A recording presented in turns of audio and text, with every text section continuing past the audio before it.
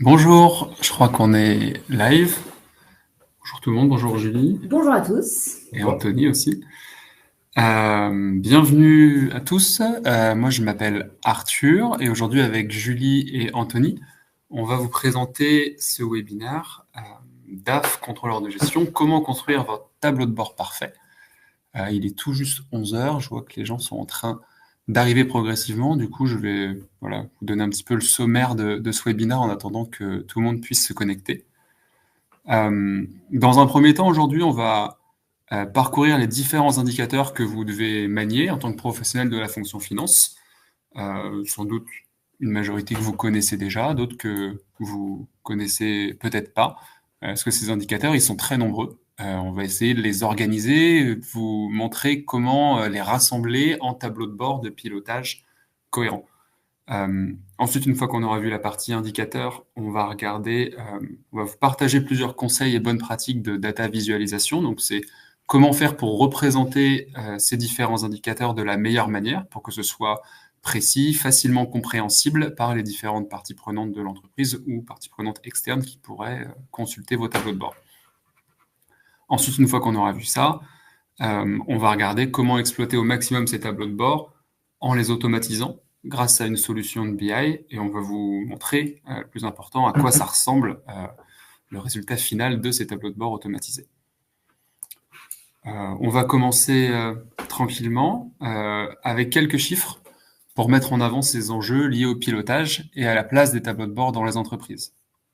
On s'appuie souvent sur l'OMDE, c'est l'Observatoire de la maturité data des entreprises. C'est une étude qui est réalisée par le cabinet Datasulting et qui a interrogé les entreprises sur leurs objectifs prioritaires pour 2024.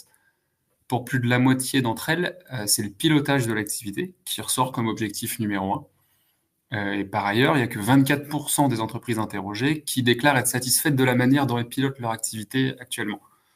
Donc c'est très faible, c'est un petit peu moins d'un quart.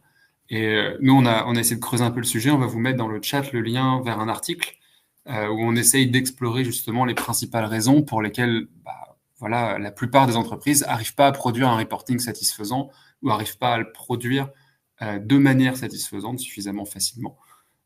Donc voilà, je crois que Sarah vous l'a mis dans le chat. Vous pourrez y revenir après le webinaire. Si on se focus sur les services financiers, ce qui nous concerne aujourd'hui, c'est seulement 52% des personnes interrogées qui déclarent être dotées de tableaux de bord de pilotage. On peut se dire que c'est un peu plus de la moitié, certes, mais en réalité, c'est un chiffre qui est très bas quand on connaît les possibilités qui existent aujourd'hui pour maîtriser ces données et les différents outils sur le marché. Mais la volonté est bien là. Le pilotage de la performance, c'est renseigné par les DAF comme la deuxième priorité pour les années à venir, juste après, évidemment, la gestion du cash. Je pourrais continuer encore longtemps avec des chiffres de ce genre, mais je pense qu'on a tous compris l'importance cruciale du sujet du pilotage de la performance en entreprise. Et je vais donc prendre la suite pour rentrer progressivement dans le vif du sujet. Et donc pour démarrer, on va parler des indicateurs et des tableaux de bord. Donc les uns vont vous permettre de piloter l'activité, c'est ce que vous faites certainement déjà au quotidien, et les autres, je parle des tableaux de bord, vont vous permettre de présenter et diffuser l'information. Alors quels sont ces indicateurs que vous utilisez au quotidien? Je vous invite à nous les partager dans le chat et pourquoi pas à challenger les nôtres.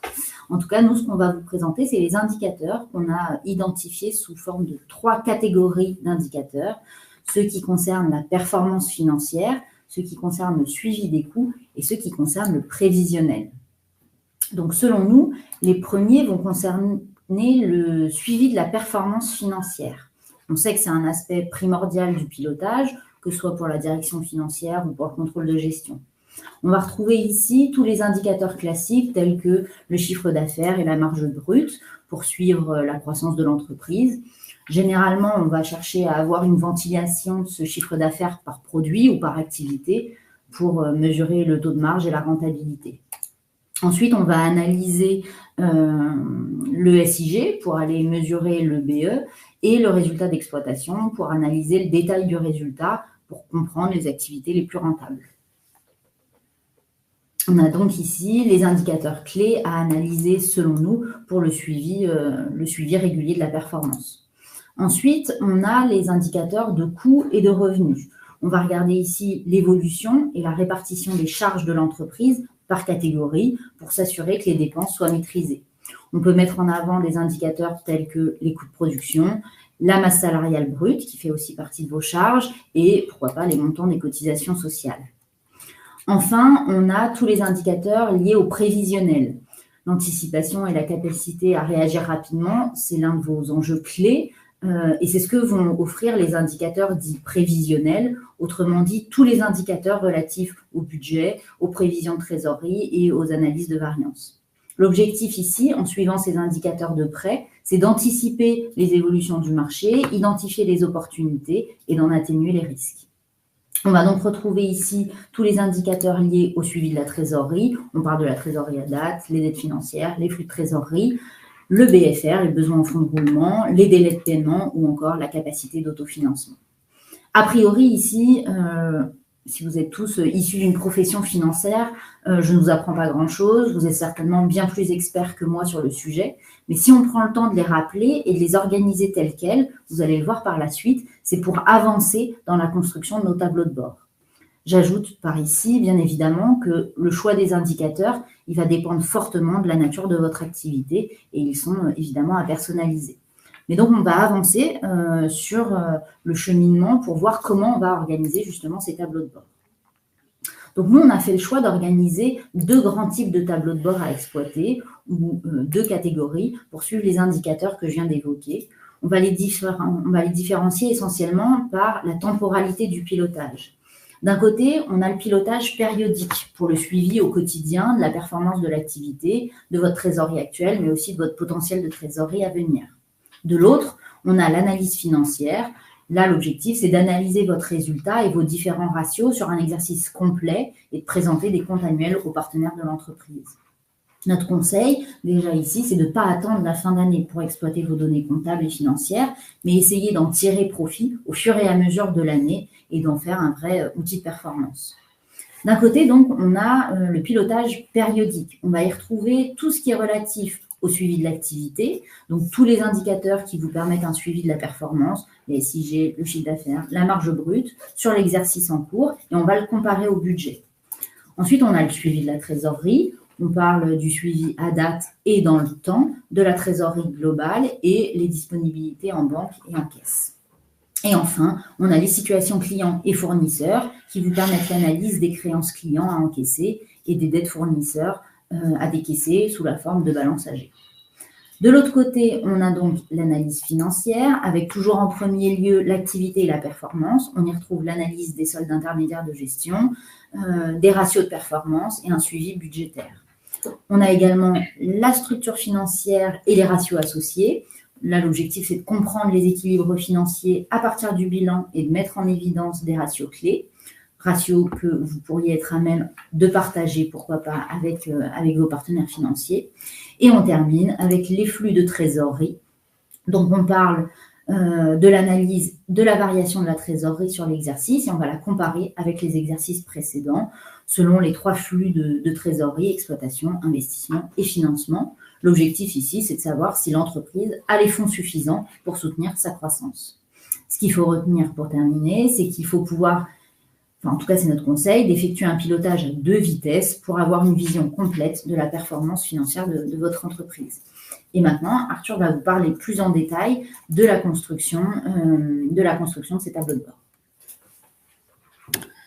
Merci Julie. Alors, maintenant qu'on a fait le tour des indicateurs importants et de comment les agencer dans des tableaux de bord cohérents et utiles, on va voir ensemble les bonnes pratiques pour les représenter de la manière la plus claire et efficace possible. C'est ce qui s'appelle, en d'autres mots, la data visualisation. Vous avez probablement tous votre reporting sur Excel qui ressemble globalement à ça, à peu de choses près. Des chiffres dans tous les sens répartis sur un classeur qui ne sont pas spécifiquement mis en valeur. Si vous êtes un peu minutieux, vous avez pensé à hiérarchiser les niveaux de lecture, mais dans la plupart des cas, ça ira pas beaucoup plus loin que jouer sur la couleur des cellules ou mettre une police en gras ou une mise en forme conditionnelle. Personne ne va vous jeter la pierre, vous jouez avec les limitations de l'outil qu'est Excel. Mais en appliquant les bonnes techniques de data visualisation, nous, ce qu'on cherche à faire, c'est transformer ces informations en un tableau de bord qui est clair, facile à comprendre et visuellement bien plus attrayant. Le tableau de bord que vous avez vu s'afficher contient exactement les mêmes informations que l'Excel que vous voyez juste avant. Voilà, je pense qu'on est d'accord qu'on préfère tous suivre nos KPI sur un tableau de bord comme ça que sur Excel. Même si Excel a plein d'autres avantages par ailleurs, mais ce serait l'objet d'une autre discussion. Alors, comment on en arrive à ce tableau de bord? Lorsqu'on se lance dans un projet de data viz, c'est nécessaire de suivre quelques bonnes pratiques. Pour un projet réussi, il faut déjà se poser des bonnes questions préparatoires. Donc, il y en a 4 grandes. La première, c'est qu'est-ce qu'on veut piloter? Est-ce qu'on veut piloter le CA, l'évolution de la trésorerie, les encaissements? Il faudra certainement prioriser et faire de choix parce qu'on ne peut pas tout piloter sur un dashboard. Pour que ce soit exploitable et actionnable, il faut qu'il soit concis et clair. La deuxième question, c'est quels sont les indicateurs qui vont permettre de piloter ce que je cherche à piloter? Est-ce que c'est le CA facturé, le CA commandé, le CA payé? Le choix de l'indicateur, ça va dépendre de votre organisation principalement. Et point important, ça devra impliquer un maximum le reste des équipes pour être pertinent et surtout pour pas qu'il soit construit et choisi avec des œillères par rapport au reste du fonctionnement de l'entreprise. La troisième question, à partir de quelles données je peux obtenir ces indicateurs? Je peux les construire. Donc, quelles sont les sources de données auxquelles vous avez besoin d'accéder, des tables de données à lire, des champs à récupérer? Quel est le format aussi de ces données? Est-ce qu'elles sont dans le RP, dans le cloud, dans des fichiers Excel? Localiser ces données et pouvoir y accéder, c'est très important, d'autant plus que les outils aujourd'hui sont de plus en plus hétérogènes dans le format des données. Et la quatrième question, le quatrième point, c'est est-ce que vous avez des règles de gestion spécifiques qui permettent à tout ça de fonctionner? En gros, c'est vos instructions spécifiques de fonctionnement propre à votre entreprise qu'il faut factoriser dans la construction de votre tableau de bord pour qu'il soit pertinent. Par exemple, des règles d'affectation des secteurs commerciaux, du calcul du CA, de périodes de facturation spécifiques qui vont différer du fonctionnement standard et que vous allez devoir prendre en compte. Avec tous ces éléments, vous avez une bonne base de travail, vous savez ce que vous pouvez piloter, enfin ce que vous voulez piloter, avec quels indicateurs, comment les calculer ou récupérer les données nécessaires. Un autre conseil important, c'est que tout ce cheminement, on vous conseille de le documenter, tout ce process, parce que les informations peuvent avoir tendance à se perdre facilement en entreprise. Et ça permettra aux équipes qui vont construire et itérer sur ces tableaux de bord de travailler sur un socle commun, plutôt que reprendre tout le travail à zéro. Pour vous aider à cette étape, on vous met dans le chat le lien pour télécharger directement une fiche pratique qu'on a fait pour bien choisir ces KPI à tous les niveaux de l'entreprise. Donc, vous y retrouverez. Vous pourrez aussi l'envoyer, si vous voulez, à votre DAF ou à votre directeur commercial. C'est aussi traité dedans. Voilà. Maintenant qu'on a répondu à ces questions préparatoires, entrons maintenant dans la construction du tableau de bord. Avant toute chose, il faut conserver quelque chose en tête. C'est qu'un bon tableau de bord, il est fait pour être consulté. Surtout, il est fait pour être compris. Si vous le construisez uniquement pour vous, c'est beaucoup plus simple. Prenez pas en compte ce que je vais vous dire, mais c'est très probable qu'il soit destiné à d'autres personnes, que ce soit en interne, donc vos équipes, la compta, la direction générale, le contrôle de gestion, ou en externe, vos banques, vos investisseurs. Donc, n'oubliez pas de vous mettre à chaque fois dans la peau de l'utilisateur du tableau de bord quand vous le construisez. Il est a priori pas que pour vous. Donc maintenant, quelques règles d'or pour un tableau de bord efficace. La première, c'est être concis. Je l'ai rapidement évoqué tout à l'heure. Le rôle du tableau de bord, c'est de présenter de façon succincte les KPI dont les collaborateurs ont besoin pour prendre des meilleures décisions. Et c'est pas d'avoir tout l'historique, d'avoir toutes les données. Ça, c'est un classeur Excel ou une base de données. Vous voulez uniquement mettre les indicateurs principaux qui vous servent à prendre des décisions. Aussi, dans cet exercice de concision, idéalement, il faudrait qu'il tienne sur un écran. On veut limiter le scroll au maximum pour que toute l'information elle soit consommable en un coup d'œil. À l'intérieur du tableau de bord, que chaque visualisation, chaque rapport qui va le constituer, délivre un seul message. Un rapport, c'est un KPI. Deuxième conseil, c'est d'utiliser les bons visuels. Voilà, il y a différentes représentations graphiques qui sont à privilégier en fonction du message qu'on souhaite faire passer. C'est tout bête, mais une évolution dans le temps, donc c'est plutôt une courbe. Si vous voulez comparer 2 ou 3 valeurs, le camembert, c'est très bien, mais 5 ou 6 valeurs, il faut plutôt passer sur un graphique en barre, typiquement. Jouer sur les couleurs et les titres, c'est le troisième item. Un conseil, c'est d'utiliser les couleurs de votre charte graphique. Voilà, vos collaborateurs, ils y sont familiers et ça booste vraiment l'adoption des tableaux de bord par les utilisateurs. Attention aussi à la connotation des couleurs. Certaines ont des symboliques. Le rouge, c'est plutôt synonyme d'alerte ou d'une variation négative, et le vert ou le bleu, quelque chose de positif. Donc, faut le garder en tête parce que inverser ces couleurs ou mal les utiliser, ça peut complètement biaiser la perception du tableau de bord. Et enfin, le message doit évidemment apparaître dans le titre du graphique. Ça peut paraître tout bête, mais d'avoir 5 mots dans le titre du graphique qui permettent directement de saisir ce qu'on va regarder, ça aide considérablement à comprendre le rapport.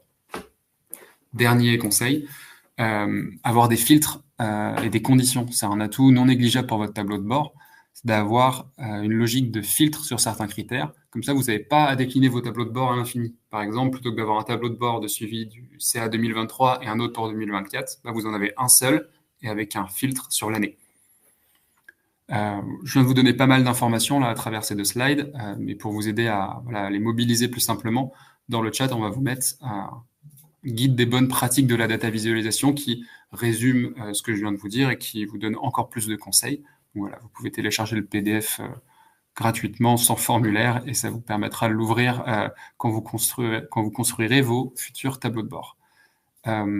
Ultime conseil, gardez toujours en tête la question suivante: quelle décision je souhaite prendre avec ce tableau de bord? Au bout du compte, c'est ce que vous voulez faire, c'est prendre des décisions avec ce tableau de bord. Donc, ça vous permettra de vous réaligner avec votre objectif initial et d'éviter de surcharger vos tableaux de bord avec des données superflues. Donc, on a vu ensemble les principaux indicateurs, nos conseils pour les agencer en tableau de bord cohérent, les bonnes pratiques. Mais pour transformer vraiment la prise de décision dans votre entreprise et pour vous libérer du temps pour l'analyse, il faut que ces tableaux de bord ils soient automatisés grâce à un logiciel de BI. Parce que depuis tout à l'heure, on utilise allègrement le mot tableau de bord, mais pour nous, ça a vraiment d'utilité que si c'est un tableau de bord dynamique qui est mis à jour automatiquement. Un tableau de bord que vous allez construire manuellement depuis Excel avec des graphiques croisés dynamiques, par exemple, ça va vous donner la plupart du temps qu'une vision de pilotage à un instant T, et ça va surtout induire des tâches répétitives et chronophages pour le mettre à jour à chaque fois que vous aurez des nouvelles données. Donc, c'est cette différence qu'on va essayer de mettre un petit peu en avant sur cette slide. Sans automatisation, vous devez consolider toutes les données dont vous avez besoin pour produire vos indicateurs, à partir des extracts de votre ERP, de votre compta, de vos fichiers Excel en local. Dans cette logique de production manuelle, non seulement vous devez consolider à la main, mais vous devez le refaire chaque mois, ou chaque semaine, ça dépend de votre période, mais a priori chaque mois. Car vous allez avoir des nouveaux extracts, de nouvelles lignes dans votre fichier Excel. Il y a donc un risque de décisions qui sont prises sur des informations partielles, peu fiables, voire même parfois tout bonnement manquantes. Les décisions aussi, elles sont prises en réaction, parce que la plupart du temps, justement, à cause de ce travail manuel et fastidieux, le temps de produire vos indicateurs, vous pouvez que réagir à des problèmes que vous mettez en lumière, et vous n'avez pas le temps d'anticiper. Et dernier point, mais très important, la communication financière, elle est assez difficile parce que partager ces indicateurs avec les parties prenantes internes ou externes, c'est compliqué quand le tableau de bord il est fait par une seule personne, qu'il est en local, donc il est peu accessible. L'explicabilité, elle est compliquée. Alors, qu'est-ce que veut dire cette formule? Qu'est-ce qu'il y a derrière tel ou tel chiffre? Ça peut vite devenir compliqué de communiquer ces informations. Dans l'autre sens, vous l'avez compris, avec automatisation, les fichiers et les données sources issues de toutes vos sources de données, donc des logiciels, de vos fichiers à vous, elles sont agrégées automatiquement. Donc, ça induit certes un travail préalable sur la donnée. Donc, il faut la modéliser pour avoir cette structure de données cohérente. Mais une fois que vous avez fait ce travail, par la suite, la consolidation elle va être considérablement simplifiée, ce qui va toujours suivre ce modèle-là. Les indicateurs, ils sont dynamiques et mis à jour en temps réel ou quasi temps réel. Grâce à cette logique de modèle de données, une nouvelle fois, si les données sources évoluent, vos indicateurs vont évoluer dynamiquement en même temps. Autre point, grâce à ce modèle de données qui centralise toutes les informations importantes, vous êtes certain d'avoir des données qui sont complètes, fiables, et surtout qui sont les mêmes pour tout le monde. Il y a une source de vérité unique. Tout le monde n'a plus sa simple source de vérité. Je suis sûr que vous avez déjà eu ce point en réunion où il y a 3 versions du CA différentes, alors qu'il faut tous parler de la même chose. Les décisions peuvent être prises en anticipation. Et enfin, la communication financière, elle est facilitée parce que les supports, ils sont facilement accessibles. La diffusion, elle est beaucoup plus simple, que ce soit en publiant le tableau de bord sur le web ou en l'exportant en PDF. Maintenant que je vous ai dit tout ça, je vais redonner la main à Julie pour qu'elle vous montre concrètement à quoi ressemblent des tableaux de bord qui appliquent tout ce qu'on vient de voir ensemble. Merci Arthur. Ah bah, j'arrive pas. Ok, on est bon, vous voyez le bon écran. Donc merci Arthur, je prends donc maintenant la main, on va passer à la partie un petit peu plus pratique. Je vais vous montrer ce qui semble être pour nous un tableau de bord parfait, donc le livrable de toutes les bonnes pratiques qu'on vient de vous détailler. Je vous invite à nous dire ce que vous en pensez. Vous l'avez compris, on est donc là dans l'univers de la data visualisation. On sort donc d'Excel de préférence et on rentre dans une interface web qui est plus facilement accessible en situation de mobilité depuis n'importe quel outil. Puisqu'on rappelle, la data visualisation, ça répond notamment à l'objectif de rendre accessible la donnée au plus grand nombre. Évidemment, moyennant les droits d'accès des uns et des autres, mais l'objectif, c'est bien de partager la donnée. Donc, les tableaux de bord que je vais vous montrer se basent sur des données comptables. Ils sont directement reliés aux sources de données pour garantir des données fiables et à jour. On en parlait dans la slide sur l'automatisation. L'intérêt de remonter directement la donnée depuis la source de données, c'est de ne pas être dépendant d'un tiers ou d'un extract et donc de ne pas avoir à attendre la fin du mois pour démarrer vos analyses. On va donc démarrer la découverte. On est ici dans ce tableau de bord et on va y retrouver le pilotage périodique et les analyses financières. Pour rappel, le pilotage périodique, ça me permet une analyse et un suivi de l'activité quotidienne, hebdomadaire ou mensuelle. À l'intérieur de ce premier dossier, on va retrouver les différents types d'indicateurs évoqués. Le suivi de l'activité, pour savoir où j'en suis de ma performance en cours et la comparer avec mes budgets. Le suivi de la trésorerie ici, pour avoir la visibilité sur la trésorerie et les situations clients pour améliorer les niveaux d'encaissement, piloter vos dettes fournisseurs et donc ce qui correspond à votre trésorerie de demain. On démarre avec le suivi de l'activité. Donc vous le voyez, mon tableau de bord se charge automatiquement avec mes données. Elles sont déjà consolidées en amont, elles remontent automatiquement dans le tableau de bord. Ce premier tableau de bord, il va présenter l'essentiel des indicateurs qui composent votre résultat. Donc, soit pour le mois, comme ici, on est en septembre 2023, soit comme ici dans ce deuxième onglet, avec un cumulé à date. Donc, on est ici au 30 septembre, on est sur l'exercice 2023, et donc on constate qu'on a une augmentation du chiffre d'affaires. Ici, il est de 6,37 millions d'euros, avec une hausse versus l'année dernière de 11%. Les indicateurs et les ratios qu'on a présentés ici en première ligne, ils peuvent être expliqués par le solde intermédiaire de gestion que vous retrouvez juste en dessous et qui va afficher des chiffres plus précis. Si je clique par exemple sur le chiffre d'affaires ici, je vais voir apparaître le détail en un simple clic pour afficher le détail des classes comptables et j'ai le détail dans ce second écran. Alors, je parle de second écran juste à côté parce que tout tient sur un même écran, c'est ce que disait Arthur tout à l'heure, on évite le scroll. On passe à présent sur l'onglet chiffre d'affaires et marge brute. Vous disposez tous les moyens d'analyser vos indicateurs clés de chiffre d'affaires et de marge brute avec ces graphiques qui en présentent l'évolution ici mensuelle sur 2 exercices. Donc, on voit le CA et la marge brute et voyez comment ils évoluent et vous avez la possibilité, en passant votre souris, de voir le détail des valeurs. Un petit mot sur ce listing juste en dessous de l'écran qui vous permet d'obtenir le détail des comptes qui composent votre chiffre d'affaires. Donc là, j'ai cliqué sur le 6 millions et j'ai ici tout le détail des écritures. Petite astuce, donc vous pouvez consulter le détail et vous pouvez également l'exporter en quelques clics dans Excel. Vous allez le voir apparaître dans mes téléchargements pour poursuivre vos analyses et pourquoi pas partager vos analyses avec un tiers. Cette petite astuce, vous allez la retrouver, je ne vais pas vous faire la démonstration à chaque fois, mais sachez que vous pouvez la retrouver sur chacun des listings que je vais vous présenter. On passe à présent sur les charges, puisque évidemment, chiffre d'affaires et marge brute, c'est précieux, mais j'imagine que les charges sont également l'objet d'un suivi tout particulier. Donc, c'est sur ces éléments que ce tableau de bord va vous fournir des indicateurs avec ici les charges externes et juste en dessous les charges liées à la masse salariale.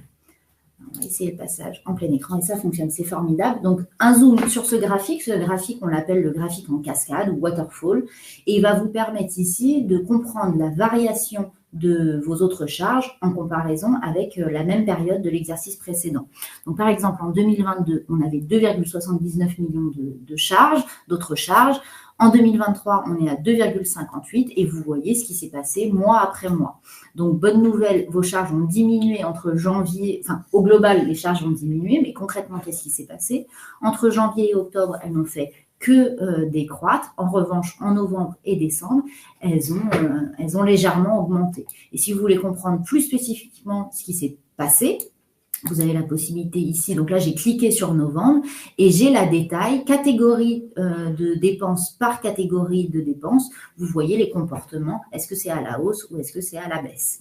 Donc vous avez la possibilité globalement de comprendre à chaque fois, d'aller comprendre les indicateurs qu'on vous présente. Je parlais des catégories de dépenses.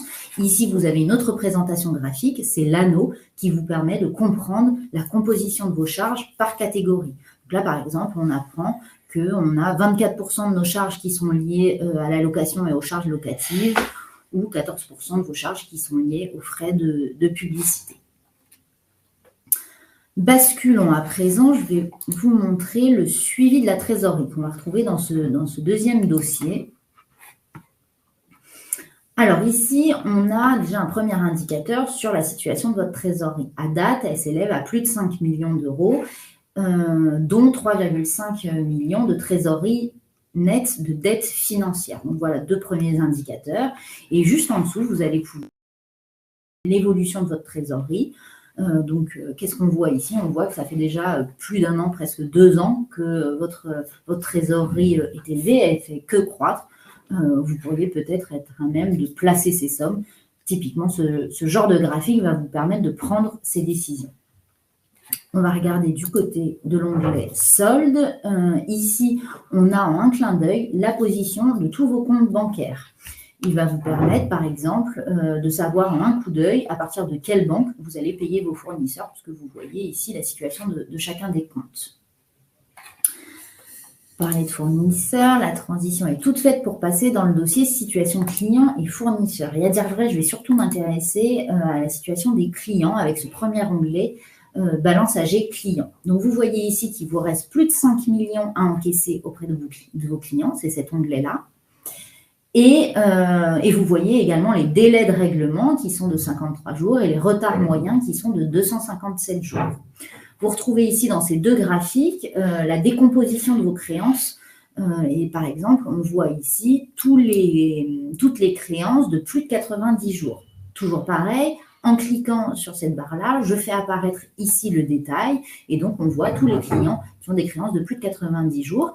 Encore une fois, c'est un graphique, c'est un listing ici que vous pouvez tout à fait exporter dans Excel et pourquoi pas le partager à vos équipes commerciales si elles n'ont pas accès à ce tableau de bord parce que c'est quand même un tableau de bord très financier. Si vous voulez partager ce listing-là avec vos équipes commerciales, elles pourront devenir aussi actrices du recouvrement et c'est typiquement un outil qui vous permet de faciliter la collaboration entre les équipes.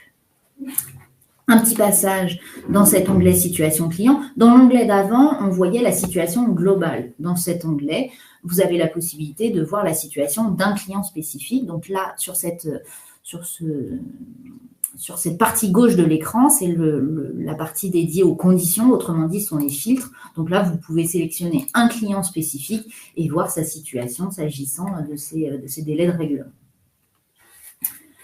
Je poursuis avec l'analyse financière, parce que je vous en parlais au préalable. L'analyse financière, donc pour rappel, tous ces tableaux de bord, ils vont vous permettre de préparer et suivre l'arrêté des comptes annuels de votre entreprise et également, pourquoi pas, de partager vos indicateurs clés auprès de vos partenaires financiers.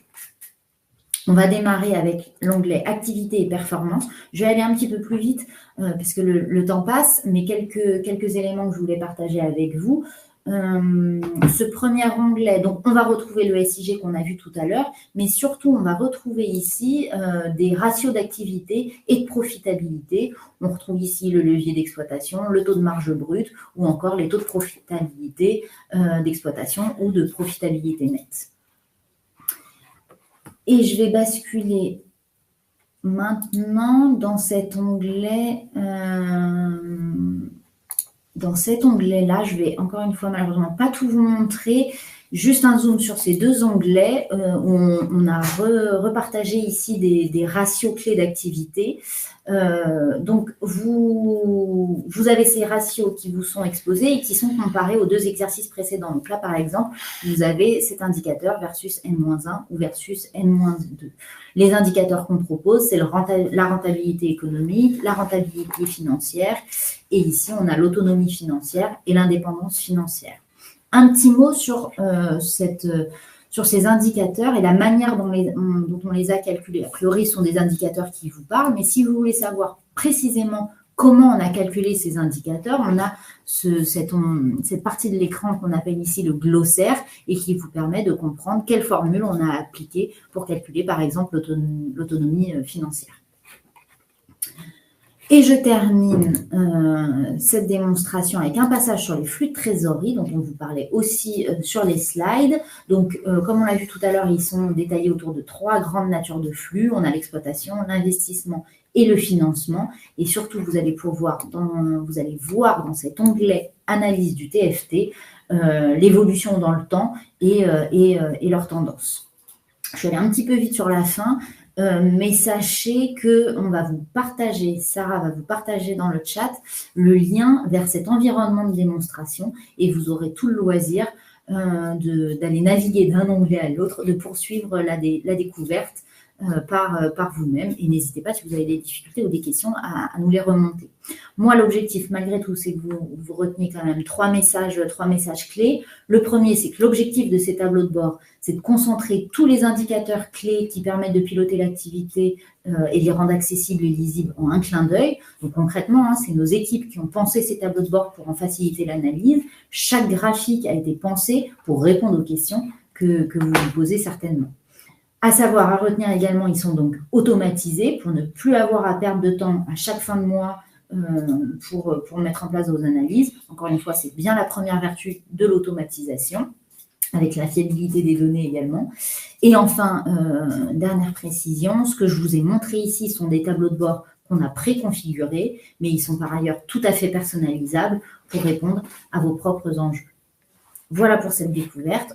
Je vais redonner la main à Arthur pour la présentation et c'est pas par là, pour la présentation, pour une dernière slide de conclusion.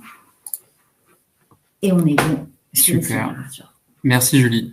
Merci pour cette démo. Et une nouvelle fois, si vous voulez aller jouer un petit peu avec ces tableaux de bord, vous pouvez. Sarah vous a donné le lien. Donc vous vous inscrivez sur demo.myreport.fr et ensuite Sarah vous a donné 2 liens. Le premier vous permet d'aller voir l'ensemble de tableaux de bord que Julie vous a montré et le deuxième des tableaux de bord, encore une autre variation, peut-être un petit peu plus généraliste pour le suivi de l'activité financière. Un dernier point du coup, sur MyReport, un petit mot rapide, que nous, en tout cas, on aime à présenter comme la solution d'analyse de données et de reporting la plus complète et la plus facile à utiliser. La plus complète parce que notre sujet d'aujourd'hui, en fait, c'est qu'une partie de tout ce que MyReport peut faire. La solution couvre toute la chaîne de la donnée, donc modéliser et agréger tout type de données, faire de l'analyse de données, proposer toute une variété de fonctionnalités de data visualisation, avec une création intuitive de tableaux de bord de pilotage tels que ceux qu'on vient de vous montrer. Et enfin, MyReport propose aussi des fonctionnalités de partage et de diffusion des données à l'interne ou à l'externe. Et la plus facile à utiliser, pourquoi? Parce que la modélisation des données dont je vous ai parlé, ça se fait sans code. L'analyse des données, ça se fait en interface directe avec Excel, où vous avez très probablement vos habitudes. La conception des tableaux de bord, ça se fait uniquement par glisser-déposer. Tout ce qu'on vous a montré, il n'y a pas besoin de connaître un langage de programmation quelconque pour le faire, c'est juste des glisser-déposer de champs dans des rapports. Et enfin, la diffusion des rapports, ça se fait aussi simplement qu'envoyer un simple email. Maintenant, avant de prendre vos questions, je crois juste vous mettre un petit sondage dans le chat pour savoir si vous avez un projet de tableau de bord. Et si c'est le cas, n'hésitez pas à prendre rendez-vous dans le calendrier que Sarah va vous partager. Voilà, c'est un petit call de 20 minutes pour être sûr de bien cerner vos enjeux et de savoir comment on peut vous aider.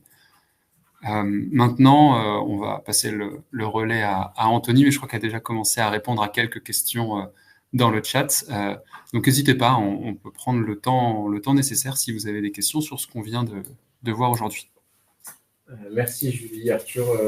pour cette démonstration. Oui, j'en profite pour répondre à la question de Véronique notamment, qui me demande alors comment cela fonctionne. Est-ce que la prise de données directement sur les logiciels de comptabilité? Donc oui, MyReport se connecte à plus de 200 solutions, que ce soit de la compta, de la trésor, des ERP, des CRM, avec l'objectif bien sûr de croiser ces données, donc de les centraliser et de les croiser pour pouvoir sortir en fait les meilleurs indicateurs, avoir une vision globale de votre activité, de ce que vous souhaitez représenter. C'est ce qui permet aussi d'automatiser et de fiabiliser la donnée, parce qu'elle sera directement piochée à la source. Et bien sûr, MyReport a toutes les fonctionnalités aussi de data management qui permet de faire d'appliquer énormément de règles de gestion. Et ça, c'est super important quand on parle de rapprochement, de ventilation, de référentiel aussi commun. C'est très pertinent, c'est-à-dire que tout ça va permettre de préparer la meilleure arborescence de données pour sortir vos indicateurs sans que vous n'ayez en fait de traitement manuel à faire régulièrement. Je crois, Anthony, pardon, qu'il y avait aussi une question qui était dans le chat de Karine. Peut-être qu'on peut la réaborder oui, maintenant si tout le monde n'a n'a pas pu le voir. Ouais. Exactement. Donc, est-ce qu'on part de la source comptable de la balance ou du grand livre? Donc là, pareil, le choix vous appartient. Partir du grand livre va permettre d'aller sur un niveau de détail le plus fin, donc d'aller dans un niveau de granularité très fin dans vos analyses et du coup de mieux comprendre votre environnement. Les deux sont possibles et là on laisse le choix aussi. On laisse le choix, on va dire, côté client. Zoé, bonjour. Est-il possible d'avoir des tableaux de bord dynamiques avec différents niveaux de granularité? Donc en effet, oui. Là, c'est totalement le cas. Donc Julie, dans sa démonstration, a montré pas mal de fonctionnalités de drill down. Donc en fait, c'est toutes les fonctionnalités de data viz, de mettre détail, de drill down, ce qui va permettre d'aller zoomer et de retrouver les différents niveaux de détail que l'on souhaite jusqu'au plus fin, si on le souhaite, donc jusqu'à la ligne comptable, par exemple. Et je précise, Anthony, aussi, j'ai repartagé mon écran. Il y a effectivement ce drill qui vous permet d'aller au plus fin. Et vous avez aussi, j'en ai peu parlé, mais on a cet onglet des conditions ici qui va vous permettre de filtrer. Soit sur une période que vous voulez analyser, mais alors notre jeu de démonstration ne nous permet pas, on n'a qu'une seule société, mais si vous avez plusieurs sociétés que vous souhaitez analyser, dès lors qu'il y a la donnée dans la source de données, vous allez pouvoir aussi filtrer société par société, période par période, etc., etc. Tout ce qui est dans votre source de données, finalement, dès lors que cette donnée est connectée et donc remonte, vous allez pouvoir filtrer et jouer avec ces différents niveaux de granularité quasiment à l'infini. C'est ça. Et un petit glossaire aussi est présent, si tu veux montrer, Julie, ce qui permet aussi d'avoir le détail de nos différents indicateurs expliqués, détaillés, pour que la compréhension soit la même pour tous. Quel est le niveau de difficulté des appareils comme avec Power BI? Pardon. Ouais, donc là-dessus, si vous voulez, enfin, Power BI est assez complexe, surtout lorsqu'il est mis aux mains de financiers, de contrôleurs de gestion. Ça nécessite un certain langage informatique. MyReport est une solution entièrement no-code, orientée métier, c'est très important pour nous. Et on vise tout simplement votre autonomie à travers un transfert de compétences très simple pour pouvoir maîtriser ces outils. Tout ce que vous a montré Julie, c'est du simple glisser-déposer, comme vous pouvez le faire dans un croisé dynamique. C'est très très simple à la construction et les modules sont dédiés justement pour des profils comme les vôtres d'un point de vue facilité d'usage, chose qui nous met en avant, on va dire, chaque année à travers différentes études et de comparaison sur les outils de BI. Comment savoir, Stéphanie, si nos logiciels en interne sont connectables? Écoutez, tous les logiciels sont connectables à MyReport. La seule condition, on va dire, c'est d'y avoir accès, de créer un lien de connexion, donc que ce soit en interne chez vous, si c'est hébergé chez vous, ou à travers votre éditeur, votre prestataire. On n'a jamais eu de difficulté ou de blocage à partir du moment où cette donnée elle est accessible et que vous souhaitez l'analyser. Donc voilà, on a énormément de partenaires. Et je rebondis sur la question d'après. Est-ce qu'on envisage d'étendre nos verticaux compta vers d'autres outils que Sage et autres outils standards du marché? C'est totalement le cas. Donc là, on a orienté cette démonstration sur un volet plus financier. Ce qui est important de noter, c'est qu'aujourd'hui, on a des extensions, on a des connecteurs, des modélisations sur plus de 150 solutions. Je peux nommer Lucas, je peux nommer l'extension, la déclaration sociale nominative, Divalto, Cegid et d'autres encore, Penny Lane à venir. Enfin voilà, c'est très très ouvert. Et ça, on est vraiment sur du plug and play pour pouvoir en fait avoir de la valeur très rapidement et que vous puissiez vous projeter très très rapidement dans vos rapports, sachant que tout ça est modifiable. C'est important de le signaler, c'est que le spécifique est présent partout et c'est normal. Vous voulez ajouter de l'analytique, vous voulez ajouter d'autres axes d'analyse, modifier un tableau, ajouter un onglet, etc. Donc, c'est très, très ouvert. MyReport est une solution très ouverte pour répondre à vos besoins précis. Alain, est-ce que l'outil propose des analyses prédictives? Je pense à la trésorerie notamment. Donc, en effet, vos tableaux vont être construits pour vous permettre de faire de l'analyse prédictive. Donc, il n'y a pas d'algorithme propre, on va dire, sur une fonctionnalité de prédiction. En revanche, on a quasiment 80-90% de nos clients qui appliquent justement toutes ces règles de gestion pour répondre à ces besoins d'analyse prédictive. Ça reste un outil décisionnel. L'objectif est d'anticiper, de prendre des bonnes décisions au bon moment. Et c'est totalement, ça rentre totalement dans ce spectre et dans ces usages que peuvent avoir nos clients avec MyReport. Nous sommes en exercice décalé, c'est-à-dire une clôture au 39. Est-ce que les tableaux de bord le prennent en compte et surtout pour comparer avec les exercices antérieurs? Donc, bien entendu, tout ça, ce sont des choses que MyReport prend en compte très facilement. On s'adapte à toutes les clôtures comptables que vous le souhaitez et c'est fait assez facilement, on va dire. Et vous avez aussi toute la capacité de filtrer sur des périodes et vous pouvez aller jusqu'au jour précis si vous le souhaitez. Si vous l'analysez un mois et demi ou 63 jours si vous le souhaitez. Enfin là-dessus, vous pouvez aller sur un niveau de détail. Ça reste de la restitution. Donc une fois que ces données sont intégrées, sont agrégées et sont préparées, le reste, justement, ces outils sont dédiés à l'analyse. Donc si vous voulez analyser en fonction d'un paramètre météorologique, scolaire, de vacances scolaires ou autre, enfin, c'est totalement le cas. Et ça reste de la lecture de chiffres. Donc, c'est assez simple. Ou les 12 mois glissants aussi.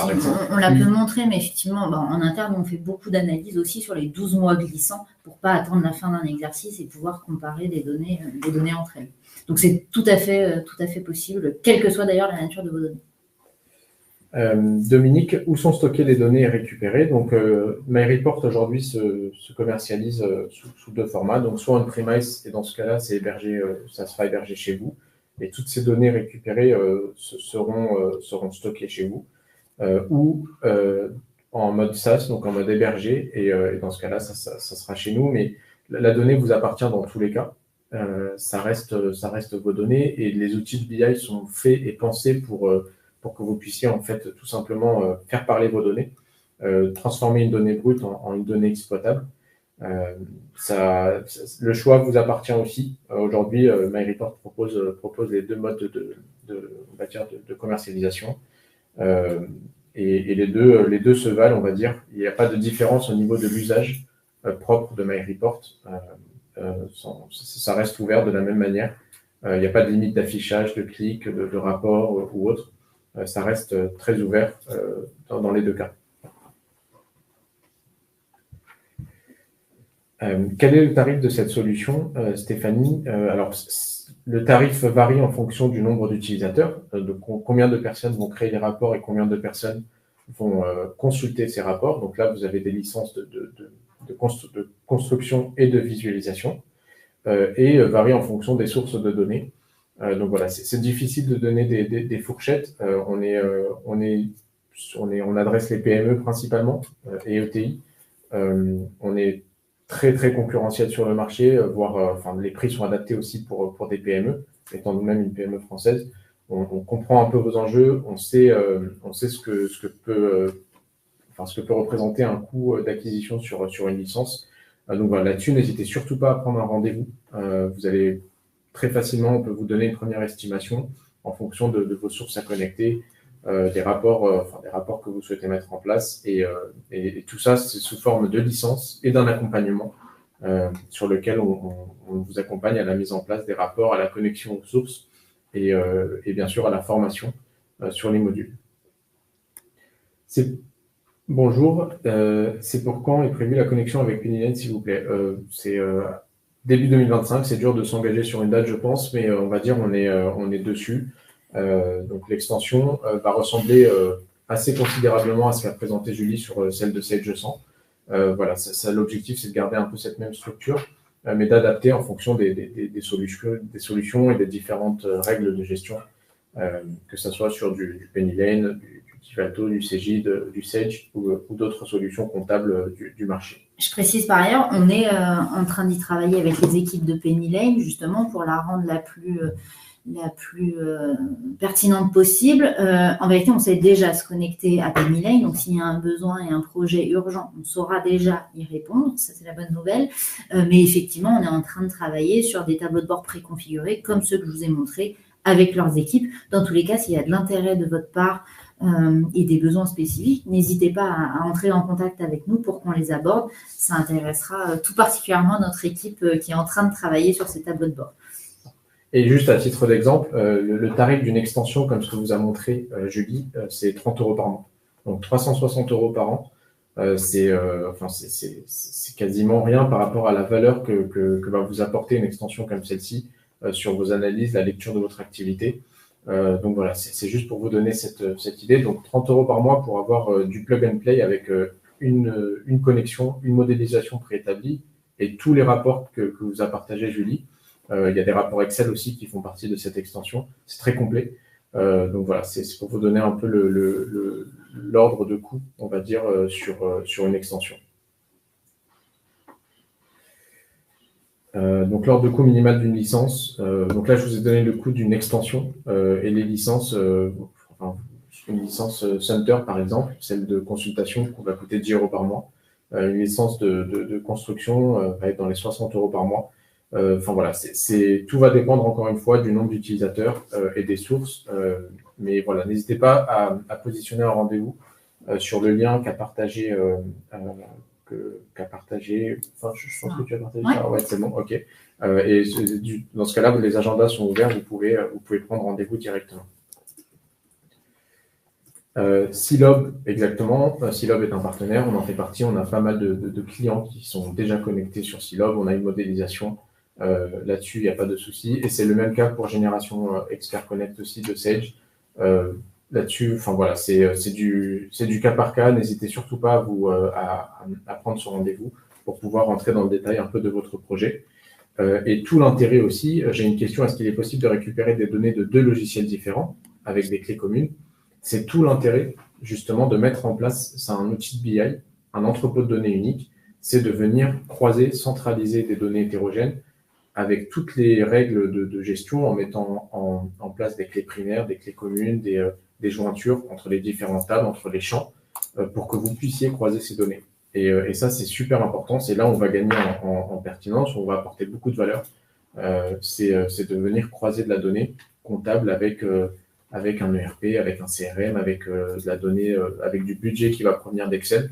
Tout ça sera transparent vis-à-vis de l'outil à partir du moment où il est intégré et centralisé.